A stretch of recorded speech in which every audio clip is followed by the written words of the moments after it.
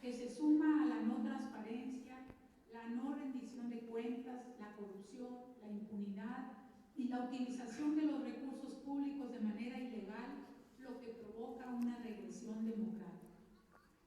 El otro pie de la desviación de poder reside en la virtual militarización que se impone en regiones estratégicas, mientras el precepto del artículo 129 constitucional parece eufemismo y dice: en tiempos de paz, ninguna autoridad militar puede ejercer más funciones que las que tengan exacta conexión con la disciplina militar. No es el caso, obviamente, en nuestro país, como ha quedado documentado por el TPP Capítulo México, y escucharon ayer los distintos informes, en especial el de Guerra Sucia y el del combate al llamado crimen organizado.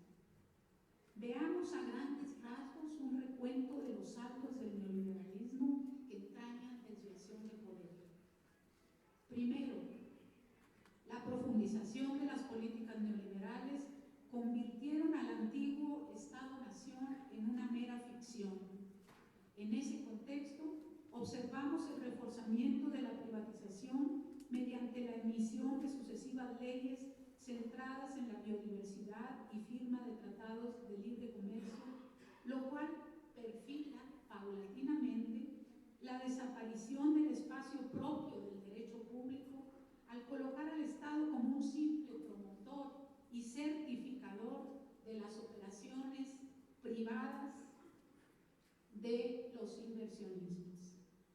En ello participan junto al Estado tanto los organismos públicos multilaterales como la Organización de las Naciones Unidas para la Agricultura y Alimentación, la FAO, el Programa de Naciones Unidas para el Medio Ambiente, la Organización Mundial del Comercio, la Organización Mundial de Propiedad Intelectual, así como organismos financieros como el Banco Mundial o el BID. Ese es el real mal que sustituyó a lo que antaño denominábamos el Estado-Nación o el proyecto emanado de la Revolución Mexicana. Segundo, la aplicación de normas constitucionales está atada a la discrecionalidad que entraña la voluntad política, entre comillas, de aplicarlas. Esta línea se pone en crisis frente a unos sujetos políticos interesados en exigir su cumplimiento, del cual ayer tuvimos múltiples evidencias. Las históricas y hoy crecientes movilizaciones en regiones que conjugan extrema pobreza y marginación social y política generó una política de Estado muy grave que consiste en valorar las demandas sociales bajo un esquema de seguridad nacional en lugar de proponerse, incluso en lógica de gobernabilidad, el fortalecimiento del Estado de Derecho con la ampliación del marco constitucional que propicie las condiciones de un real acceso a la justicia. Tercero, el pueblo mexicano pelea por sus derechos de cara al Estado, pero con la mira puesta en las transnacionales que no han requerido de proceso constituyente alguno. Es un hecho que el Estado mexicano muestra una falla estructural en materia de justicia en su sentido más amplio. Hay quien señala, casi justificando o de plano colocados en ese terreno, que el Estado tiene derecho a defenderse con todo cuando es amenazada su seguridad. Cuestión inadmisible, pues está marcando el límite de los derechos humanos.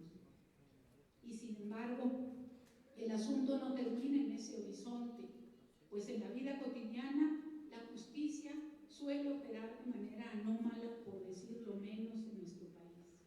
Casi por sistema se practica la disociación entre verdad jurídica y verdad histórica. Precisamente en el asunto de la verdad histórica solemos ubicarnos en base a equívocos, pues para quienes compartimos una visión sobre los casos expuestos en las audiencias del Capítulo México del TPP,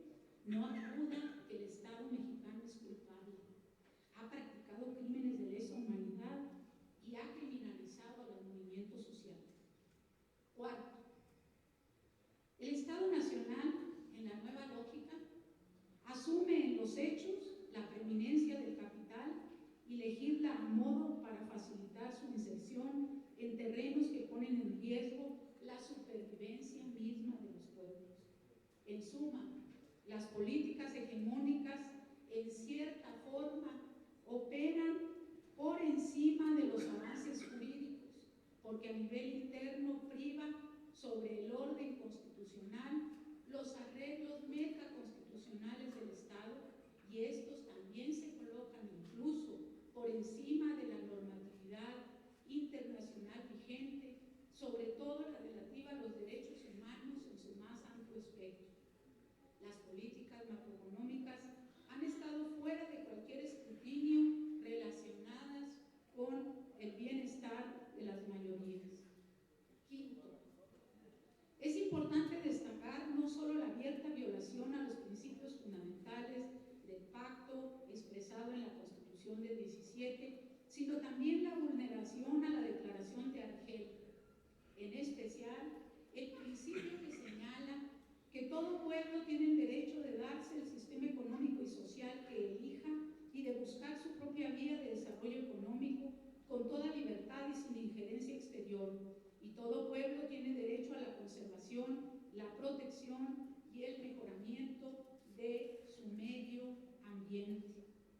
El Estado mexicano los viola abiertamente al emprender, como hemos señalado, reformas estructurales apegado a los lineamientos del FMI, del Banco Mundial y otros organismos, al convertir esas reformas en legislaciones que favorecen que las empresas puedan a su antojo entrar a despojar los territorios de la nación de recursos petrolíferos, mineros, acuíferos, al apropiarse de más segmentos del sistema agroalimentario y al emprender formas de agricultura industrial que expulsan a sus campesinos del campo, impulsándolos a las ciudades o a la migración al extranjero, o peor aún, a la delincuencia generalizada. Impide que el pueblo logre en verdad tener un sistema económico y social decidido libremente, como señala la Declaración de Argel. Sexto, Luigi Ferrajoli, quien es uno de los integrantes destacados del TPP en Roma, nos coloca el centro del problema y dice: el poder privado, salvaje en ausencia de límites, debe ser limitado mediante su sujeción a la ley por la radical separación de los poderes públicos a través de un rígido sistema de incompatibilidades con el reforzamiento de las garantías de los derechos de trabajadores hoy disueltas por la creciente devaluación y precarización del trabajo, convirtiendo en públicos todos los bienes comunes como el agua, el aire y el medio ambiente, sustrayéndolos al mercado. La libertad de información, nos dice, no puede ser considerada una simple variable dependiente del libre mercado. Tendría que consistir en la rígida incompatibilidad entre propiedad de los medios y titularidad de poderes públicos, y al mismo tiempo en la prohibición de concentración de las cabeceras, lo que nosotros en México son las 8 columnas, compañeros. No debería permitirse a nadie poseer más de una cabecera periodística o televisiva, para impedir que los rendimientos de cada empresa periodística sean invertidos no en su fortalecimiento, sino en la adquisición de la competencia. Los límites, señala, para los poderes privados no deben ser distintos de los contemplados para los públicos. El problema es que los poderes privados, por una mitificación ideológica, han sido presentados como libertades.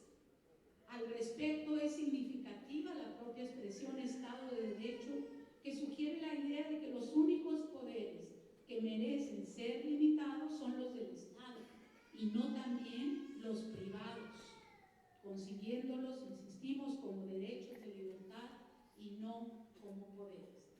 En esa lógica, compañeras, compañeros, Carlos Slim es un ciudadano que ejerce la libertad como la podemos ejercer cada uno de nosotras o nosotros.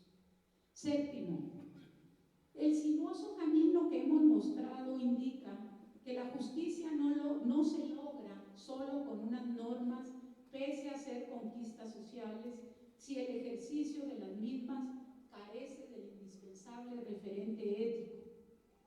También ubica claramente que las leyes del mercado en clave neoliberal atentan gravemente contra los derechos de los pueblos.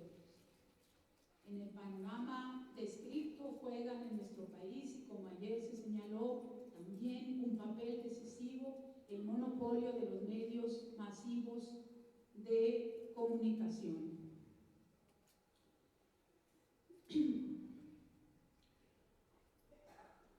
Estos medios mantienen una guerra contra los intereses de la población en beneficio del poder, contribuyendo a la simulación jurídica que busca difundir dentro y fuera del país que México es un país democrático, con vías institucionales abiertas, que firma todo tipo de tratados de derechos humanos que dice cumplir.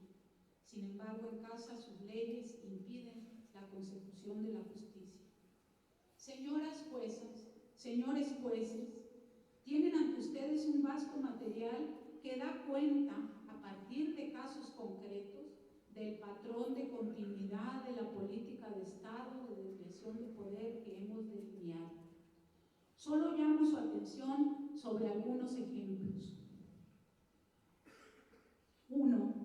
En el caso de los migrantes, el Estado mexicano actúa como control y garante de las fronteras de Estados Unidos contra los migrantes de Centro y Sudamérica, postura contraria a los principios de derecho internacional humanitario. 2.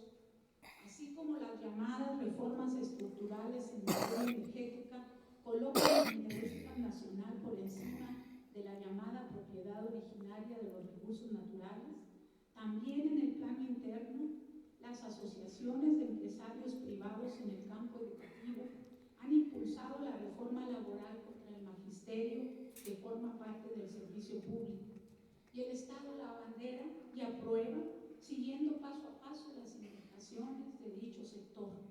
Inclusive, en el caso de las acciones colectivas promovidas para detener la siembra de maíz transgénico, los propios funcionarios del sector correspondiente se convierten en los abogados de las empresas. 3. Todo este panorama nos habla de que el Estado ha dejado de lado la prioridad de los derechos humanos en su dimensión integral, económicos, sociales y culturales. En especial, muy poco ha realizado para detener las más variadas formas de violencia hacia las mujeres, una de cuyas expresiones más dramáticas se muestra con los feminicidios impunes, como es la práctica.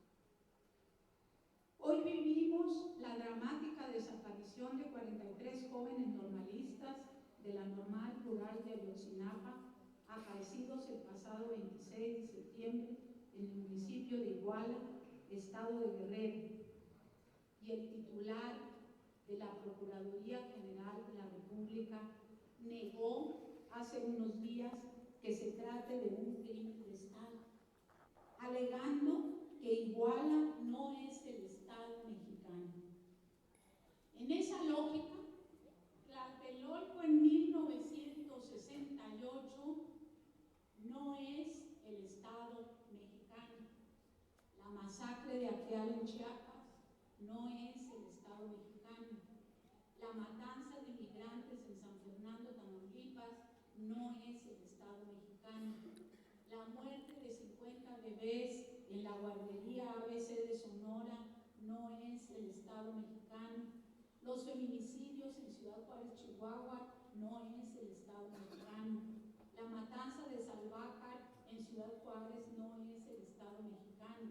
Para señalar solo algunos ejemplos de crímenes de lesa humanidad cuya dimensión es sistemáticamente rechazada. Señoras juezas, señores jueces del TPP, tienen ante ustedes evidencias del desvío de poder que practica desde hace varias décadas el Estado mexicano. Las tienen de una historia donde han sido aplazados los derechos de los pueblos para otorgar preeminencia al capital. También de la resistencia